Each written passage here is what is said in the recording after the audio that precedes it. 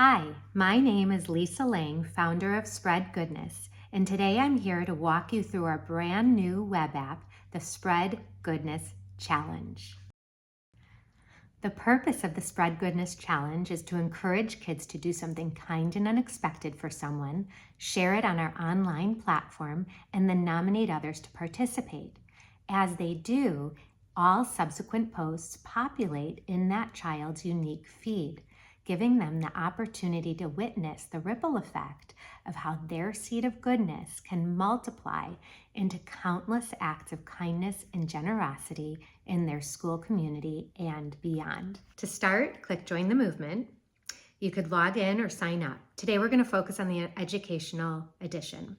So you're going to sign up. You have the choice of user types of teacher, student, or visitor. You'll notice that the requirements to sign up for each are slightly different. For a teacher, you're going to enter a school code. For a student, a class code given to you by the teacher, or a visitor also given a classroom code to join their child's classroom. These are all ways to keep this environment safe for your class and your entire school. These create closed loop environments so people who are not admitted and approved cannot participate in the challenges you deem as class, school, or district-wide challenges. We're going to start by logging in. We're going to use our sample user, log her in, and you'll notice a bunch of things pop up on your home screen. I recommend starting with this 1.5 minute video with your class. It shares why we're doing the challenge and how to get started. We're going to get started by starting a brand new challenge. Now, this is the main feature of the Spread Goodness Challenge.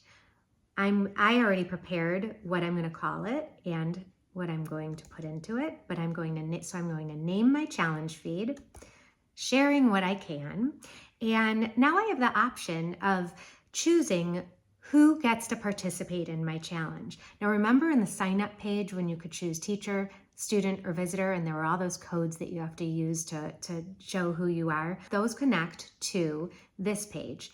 Teachers can decide if they want to start a challenge that just their classroom and those approved visitors in that classroom can participate in, whether it's for the school to participate in, domain level, which means the entire district with the same email domain, or a free-for-all where there's absolutely no restrictions. So if you choose class level, you can then choose which class gets to participate, but we're going to choose the free-for-all for now. So I'm going to click free-for-all, and I'm going to grab my story that I already prepared, and you can actually do this with your students. They can prepare these stories in their journal ahead of time, and they can create a rough draft and then edit it and create a final draft. They'll also have the option to edit it within the post as well. So we are going to name this sharing. I'm going to call it sharing. So you'll notice that there's this unique code that you will see this again when we start nominating others to participate. So we're going to click through next. Now I'm going to accessorize my post, which is, think about it like a hashtag. These are different categories that represent what you did to spread goodness. So in my spread goodness story, I surprised somebody. I gave them a gift. And we spent time together, actually. We talked after I offered some groceries to him. And I can upload a photo. Right now, I'm going to save time and just click submit, though. And when I click submit, you'll notice I'm celebrated with some confetti and then a pop-up that says, "You're amazing. Now it's time to nominate others to join the challenge." So then I get the opportunity to go through the nominate flow. Now, for students, this button will be locked initially. Teachers have the ability to lock or unlock this opportunity. We understand that some schools, students are not allowed to send emails. But in this case, we're going to send an email to myself.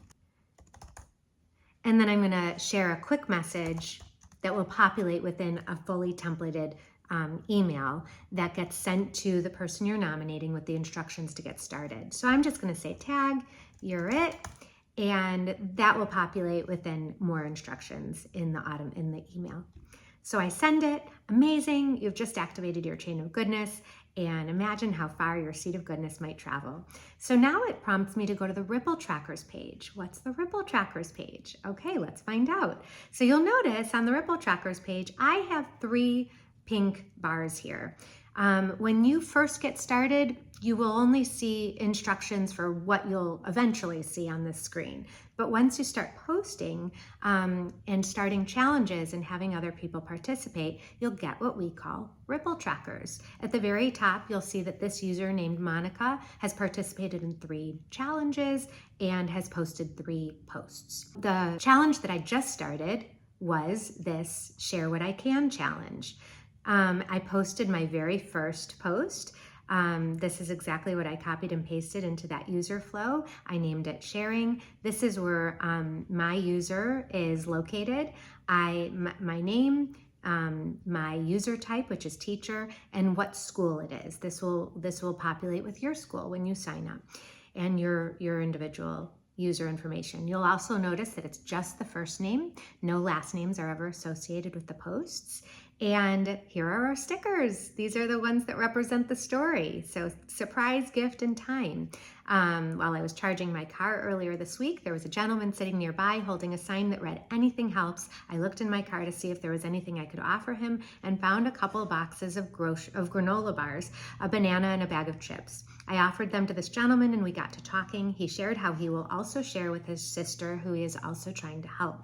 We both appreciated each other and enjoyed a heartfelt connection. This actually did happen earlier this week while I was charging my car in the Albertsons parking lot, and it was a lovely encounter. You'll also notice that there is a bar right here. So this is the code. Remember I said that code will follow us on this feed. And when we nominate others and they post to this challenge using that particular code, it's gonna populate in this particular feed. Right now, it's only gone to 1 location, 0 miles, 1 post, and 1 person is posted, just me. But let's look at some other challenges. So if we go back to our Ripple Trackers page, we'll see that I have 3 challenges. Now, no, they haven't really traveled any distance because everybody that's participated so far has also been in Santa Barbara, California. But let's take a look at the feeds with multiple posts on them. So let's go to this one, 5th grade superheroes. That's what it's called. Monica's challenge feed, that's the teacher. And these are all the posts that were populated in her feed so far.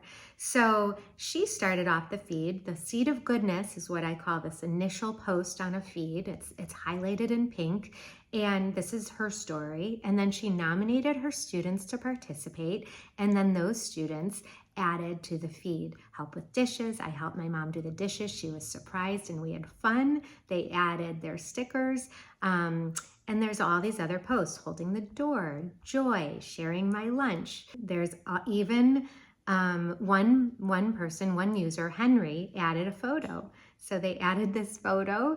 You can enlarge it and minimize it. So these are all the stories that populated in this particular feed so far. And if you went back into the Ripple Trackers page, you could see that there's all these other Ripple Trackers, right, that show you which feeds have the most users so far. You can have challenges around your school to see who can have a feed that has the most posted, how many miles they've gone. There's countless ways you can integrate this into your curriculum and make it really a fun experience at your school. So let's go to gratitude feed. So this teacher decided they not only want to spread goodness with their class, but they also want to cultivate growth mindset opportunities. So this particular teacher started a feed that is all about what students are grateful for. So anytime they come up with, oh, I'm grateful for my family, or I'm grateful that my friend shared their dessert with me at lunchtime, or whatever it is, they can add to the gratitude feed. So here's the gratitude feed. And again, the teacher started off with, what are you grateful for? And all the students added their posts. And again, we have our Ripple Tracker feed. Now this is a different code, so therefore it signifies a different feed. Still only 1 location and 0 miles, but imagine if then you shared it with another school in another city, or grandma and grandpa in another state, or even another country. The miles are going to change accordingly to follow how far this challenge has traveled. All right, well, let's see what else I can show you. So on the sidebar, you'll see a few other options. There's inspiration page. So on the inspiration page, this is where students can get more ideas of what they could do to spread goodness. They could go to their grade level, although any grade could do the challenges for the younger grades. Create a thank you card for your teacher. That's good for anybody at any age, right? But let's say we just want to go to the suggestions for 2nd through 5th graders. So there's all these different options of what they could do. They could create art for hospitals or care facilities, offer a seat to someone in need. Well, guess what? There's only 5 options there, but if you roll the dice on the right here, you're gonna get 5 new options. Share eco-friendly tips, write positive affirmations and leave them in public places. Keep rolling the dice, keep getting more suggestions. Now, if I really like one of these suggestions, I can click on the box and I'm gonna do hand a homemade thank you card and a small treat to the bus driver, and I'm gonna offer to help my neighbor with some chores. Well, guess what? When I click on those, I can go to my list and those 2 ideas to spread goodness populate in my very own list. I could also add my own ideas. I want to create pictures for my friends. I can add another idea to my list. I could delete them, I could edit them, whatever you want. So when you could keep going back to the inspiration page, keep getting more ideas, and so on and so forth. Next feature, journal. This is a really fun one too. Another way to engage with the app is to build the muscles that build the foundation for spreading goodness. I have 3 areas of the curriculum that I like to call Vibes Up, Hearts Open, Uplift. And the reason for those 3 categories is in order to spread goodness, we first have to fill up our own cup, right? We're more primed and ready to do for others and uplift those around us when we're feeling good ourselves. When our vibes are up, our hearts naturally open, and when our hearts are open, we have the superpower to uplift those around us. So let's take a look at a few journal entries. Every Monday, there are 3 new prompts that populate on the user's profile.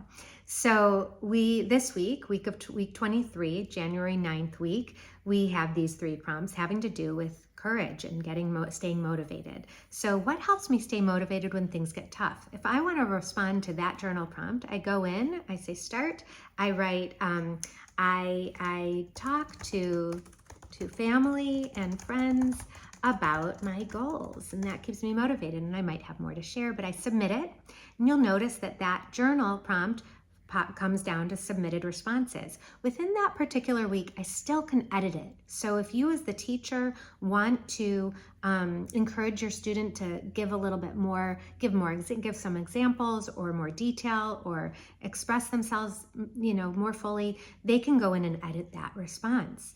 Now, I'm going to jump to the teacher's toolbox, which is the next exciting thing to show you, because on week 23, I will see that journal response come through in real time.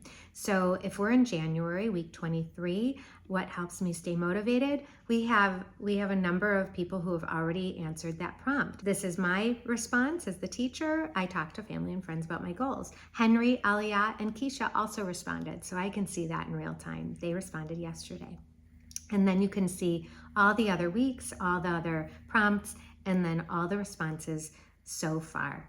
Let's dive deeper into the toolbox now that we're here. Okay, so we have currently 5 buttons, but there's going to be more, and there's going to be plug and play lessons, ideas to get started. There's going to be a lot of fun things, opportunities for teachers in the classroom to contribute their ideas as well, so that we're building a community of ways to use this Spread Goodness platform. But right now we've got 5 buttons. So the very first button is Admit Students. Now this is where the teacher can review who's admitted into their classroom already. And you'll notice that it says Pending Students, Pending Visitors Manual. There's more than one way to sign up, to go through the sign up process. One is the way I showed you at the very beginning on the sign up page. The other is to invite students and visitors with a CSV file.